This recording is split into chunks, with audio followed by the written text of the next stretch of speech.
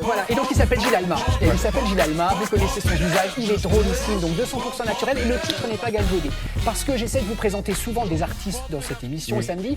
Lui, alors plus simple, il n'y a pas. C'est-à-dire qu'à la fin du spectacle, il passe 1 heure avec les gens, il est simple, il raconte sur scène beaucoup de tranches de sa vie, notamment qu'il était poissonnier pendant 8 ans sur les marchés. Donc une vie normale, Une finalement. vie normale. Et donc, il vous raconte cette vie normale, mais avec une aisance. Il a un micro à fil, comme au bon vieux temps, vous savez, comme ça. C'est ce qui s'appelle le stand-up, avec un micro-fil, et il parle aux gens. Et je vous assure que c'est très drôle. Il y a une partie autobiographique et une partie également personnage. Et vous allez voir à la fin du reportage, il fait un personnage, il fait un coach, conseiller conjugal, dont les yeux ne sont pas complètement alignés. Et je ne sais pas comment il fait. C'est une prouesse. Oh, c'est pire que ça, Laurent. C'est vrai ? Ah, c'est pire que ça. Regardez, voilà, là, par exemple, le ferai là, pendant les regardez images. comment il se donne.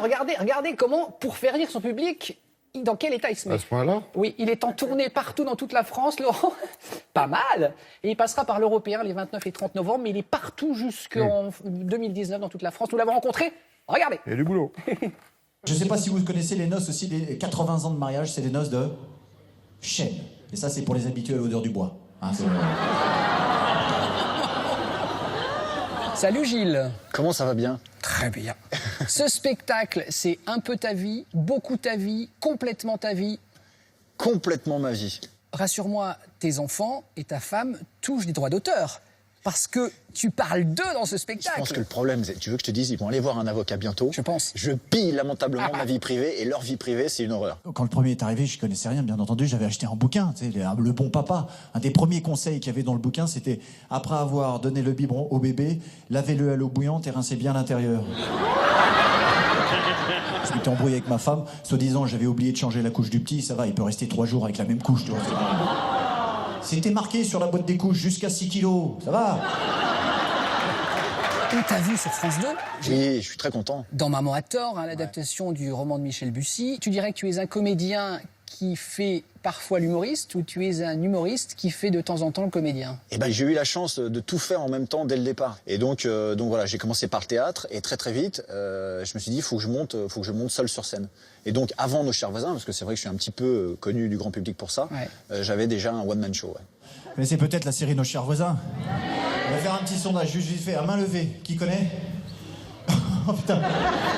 Ok, j'ai lu un truc il y a pas longtemps, dans un magazine très sérieux. Apparemment, les gens qui regardent Nos chers voisins ont un QI inférieur à la normale. La prochaine question, Gilles, c'est un indice sonore. Écoute. Ça t'évoque quoi, ça? Oui, je crois comprendre. Tu as reconnu? J'ai reconnu, donc c'est le métro. C'est le métro. C'est un bruit de métro. Alors pourquoi je veux te faire parler du métro? Mais t'es taquin, toi. Bah, j'ai bossé. Alors, il a travaillé. Oui, parce qu'en fait, mon nom, Alma, C'est un pseudonyme, c'est pas ton vrai nom. Et j'étais dans la station de métro Alma Marceau, et je cherchais un nom, et je disais, tiens, je me suis dit, il y a Sophie Marceau, eh ben, il y aura Gilles Alma. Avec beaucoup d'humilité, bien entendu. Hein. C'est dingue, c'est la Voilà. vraie histoire. C'est la vraie histoire. Parce que t'aurais pu descendre à Invalide, Invalide. ou à Père-Lachaise. Invalide ou Gilles Lachaise. Oui, parce qu'il y a un Florent Père. Oui, oui. Donc Gilles Lachaise. Exactement. Et moi, j'ai reçu une liste à Paris, une liste d'assistantes maternelles, mais j'ai jamais vu une liste aussi longue. On a été obligé de faire un casting pour trouver la bonne. Guten Tag. Ich bin Birgit Volkswagen. Ton enfant ne veut pas dormir? Tu lui jettes un sort.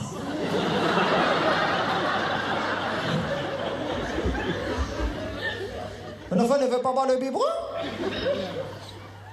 Tu lui jettes un sort. Oui, bien sûr, pas de problème. Oui, bien sûr, pas de problème, pas de problème. Pas de problème, juste, excusez-moi, petite question pour vous, quel âge il a, petit? 3 ans, gentil. Gentil, oui. Excusez-moi, je pose question à mon mari. Excusez-moi. C'est que 3 ans. Alors, il n'y a pas de problème. Il peut venir travailler avec nous. Merci beaucoup, Gilles. Mais de rien, merci. Bravo. Merci. Bonsoir, monsieur Allemand. Asseyez-vous.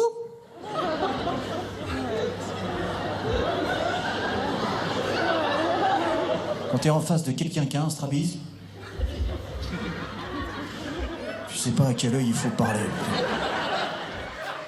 Ou alors cruel, mais tendre à la fois quand on voit le t-shirt qu'il porte.